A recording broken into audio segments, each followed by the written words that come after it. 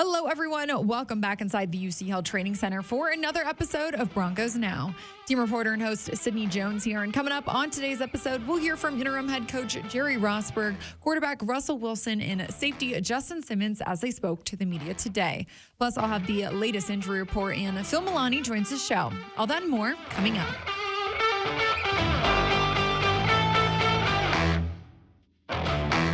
Interim head coach Jerry Rosburg opened up his press conference today by giving a heartfelt statement about Bills safety Damar Hamlin, who suffered a cardiac arrest during Monday night's game. Take a listen. So today, Damar, we honor you. Today, we will strive to be better in the areas of our lives that you were so good at, and you will, with all due course and prayers, return to. We'll strive not to exalt ourselves, but rather raise others up like you did, especially those who are laid low, like you did. So for now, while you're recovering, we're here to raise you up, man. We support you, and even those of us that don't know you, we offer our love. You're one of our football brothers. Quarterback Russell Wilson and safety Justin Simmons also spoke on Damar, and both are continuing to pray for him and his family. I pray that everybody continues to pray for Damar and his family and everything else, and just to see that hit the other night and just see him, drop to the ground. It was devastating to watch because that could be any of us. I know we've played this game since we were young. I know we've played a lot of college ball, high school ball. I know fans watch us every week and cheer us on. They have their fantasy football, and they have all their, and us as players, we watch every week, every game as much as we can, and watch film and everything else. But you never really think about it. You never really imagine one hit could possibly take your life away. And, watching the guys on the field and how they all just got together in tears and praying, and just it shows you, one, we can't take this life for granted, and this game for granted, and these moments. And I'm glad his family was there, his teammates and everything else. But it was also good to see that all the players came together, both teams, from the quarterbacks and Burrow and Allen to all the other players across the board, and just see how community and how our country can come together in moments like this, First, I want to start off by sending out thoughts and prayers to Damar Hamlin and the Hamlin family, and obviously Buffalo. And, I can only imagine, what the team is going through. Watching that play happen live and seeing the players' reaction, it was heartbreaking to see, almost a loss of words to talk about. So it's really puts life into perspective, and, really praying hard for Damar right now. And I know there's been some positive signs since, but just praying for him heavy. I know it's not a situation anyone wants to see anybody go through. So Damar and to the Hamlin family, I know Coach Jerry already mentioned it, but we really are praying for you guys, and praying for the doctors, and praying for everybody involved there that all things will happen, positively for you guys. Russell went on to talk about how an injury like this changes his perspective. I think in this game, we all know that injuries are going to happen, and this game's a physical game. But, I think people always say that, you'll die for this game and everything else. But when it's really life on the line, like we saw the other night, and, somebody's heart stops, it changes your perspective even that much more. And, life is so much bigger than this game. This game is important, and it's significant. It's something that we all care about, and it all brings us joy.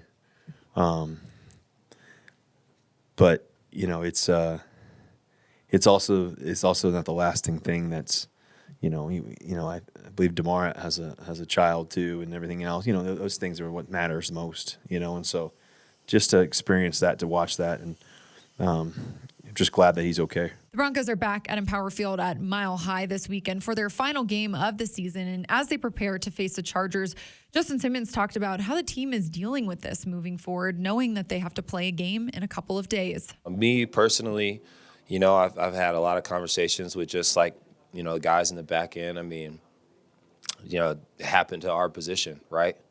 We play that position. We've taken hits or given hits much worse than that one seemed. And I think that was the scariest part, kind of watching that. And it's just unbelievable. But I think too, like seeing the pouring of love that has been given to Damar and to his foundation, and seeing how the NFL community has kind of come together to just like support what is just a tragic time. I think that's kind of been, a small but albeit really cool positive. That's one thing I'm always appreciative of is the brotherhood, kind of behind the shield and the guys that have your back. And, we, may talk in between the lines and, you have your rivalries, but, at the end of the day, we all know what we put our bodies through and we put our mentals through. And so, for me, getting ready for Sunday, I think it's just going to continue to being open and honest. Sometimes it's okay not to be okay. I know seeing that in that moment made me not okay, and just continually having that open conversation. And as they look ahead to this weekend's game, Rosburg announced that offensive coordinator Justin Simmons will be the play caller again this weekend, and detailed what he'll look to change with a week as interim head coach under his belt. Well, I've had more time. I've had a better opportunity to approach this game from a technical standpoint, a schematic standpoint. I've watched tape. I've seen their players. I understand now better than I did a week ago what we're faced with. And I also probably have a better understanding of ourselves, having been on the sideline and watched practice from a different context. And so to your question about change, I would say, well, if you go out and lose a football game, you better not stand pat. So you better do something different. I mean, you watch that last game, and what was the difference in the game? Well, I saw some things on offense that I liked. Our run defense remained strong, and our ability to run the ball was pretty good, but they beat us with explosive plays. I mean, they had like 6 explosive plays, I think, and we had 2, and one of them was, unfortunately readjusted. So that, in order to play against the team that I see on tape now, we need to. I don't want to help them and still answer your question. I respect your question. We need to do a better job than we did a week ago of fitting the pieces together. Now let's take a look at today's injury report. A pretty lengthy one today. Tackle Calvin Anderson, wide receiver Kendall Hinton, safety Kareem Jackson, defensive tackle DJ Jones, cornerback Damari Mathis, guard and center Quinn Miners, defensive lineman Mike Purcell, tight end Eric Saubert, tight end Eric Tomlinson, and cornerback K'Wan Williams all did not participate at practice today. While fullback and tight end Andrew Beck, outside linebacker Baron Browning, and wide receiver Jerry Jeudy were limited. Now joining me here inside the Broncos podcast studio to take a deeper look at today's news is fellow team reporter Phil Milani. Phil, thanks for joining me again 2 days in a row. Yeah, Sydney, back to back. I'm lucky. The people love you, Phil. Have to have you on. It's my personality. No, I'm just kidding. I agree. Well, Phil, we heard from interim head coach Jerry Rosburg, Russell Wilson, and Justin Simmons to start the show. They all spoke on just, how devastating it was to watch Bills safety Damar Hamlin suffer a cardiac arrest after that hit on Monday Night Football.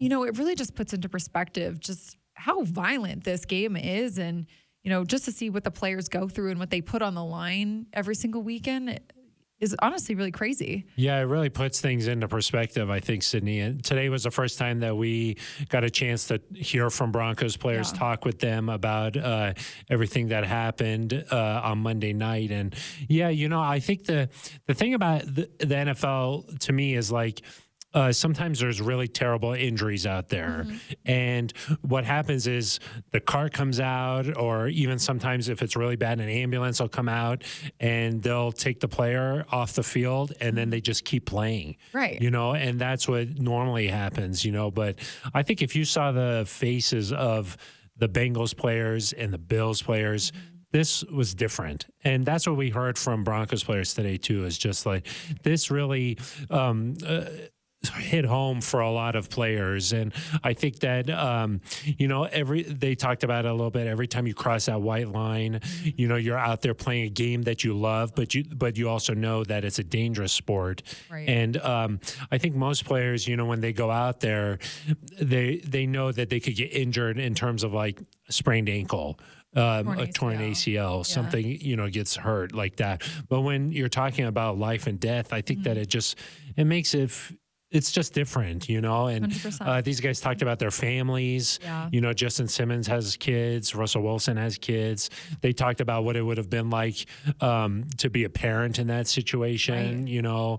I just think that it hits home a little bit. And you certainly heard that from Jerry Rosburg today, Justin Simmons, and Russell Wilson. Yeah, we talked to Deshaun Williams in the locker room too, and he has a baby boy, really young. I want to say maybe 1 or 2 years old, and he said he'll never let his son play football. Really? Yeah. Wow.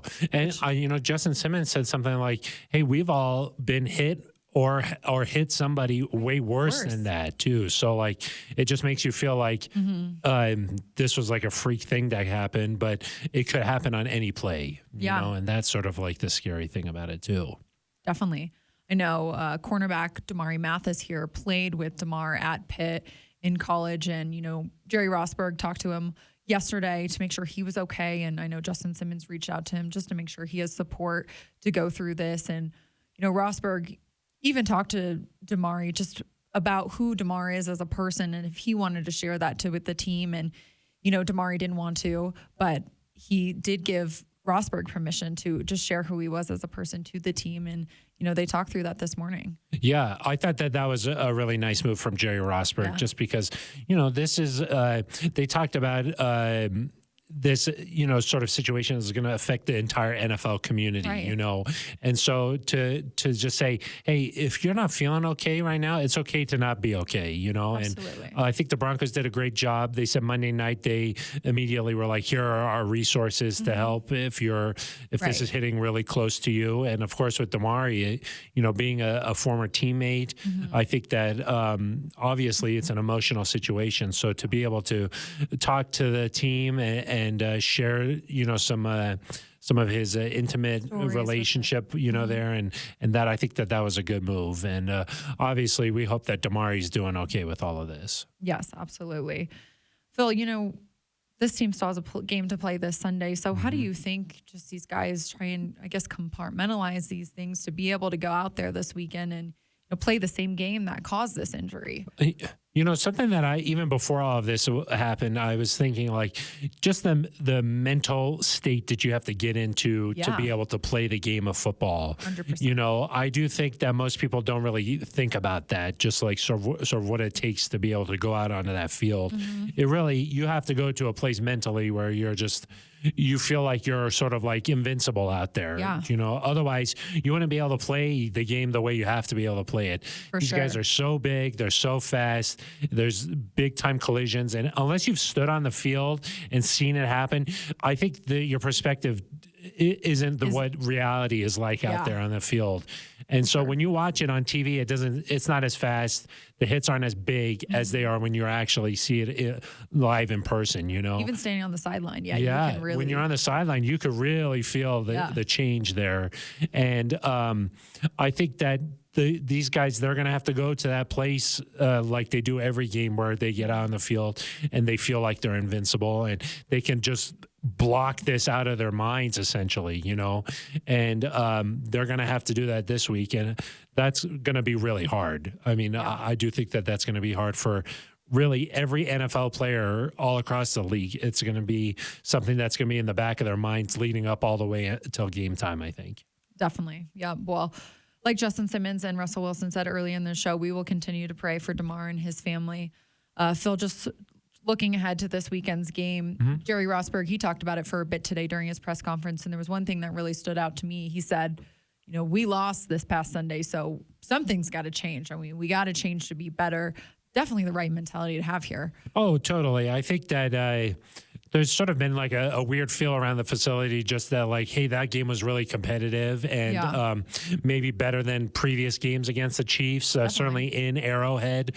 So maybe there was a vibe that like, hey, let's just keep continuing. They made some changes last week and it helped, and let's just continue down that path. But Rosburg was like, no, look, we lost the game. Ultimately, we did good things out there, but we lost.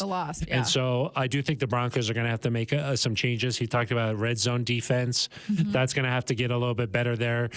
Granted, the Chiefs are one of the best red zone offenses. You know, Andy Reid is so talented down there. So that's an area that they're going to have to get better in. And then explosive plays. That was another thing where he talked about how the Chiefs were able to hit a bunch on the Broncos, and then the Broncos weren't able to hit some. Of course, one was the pass interference call on Cortland Sutton.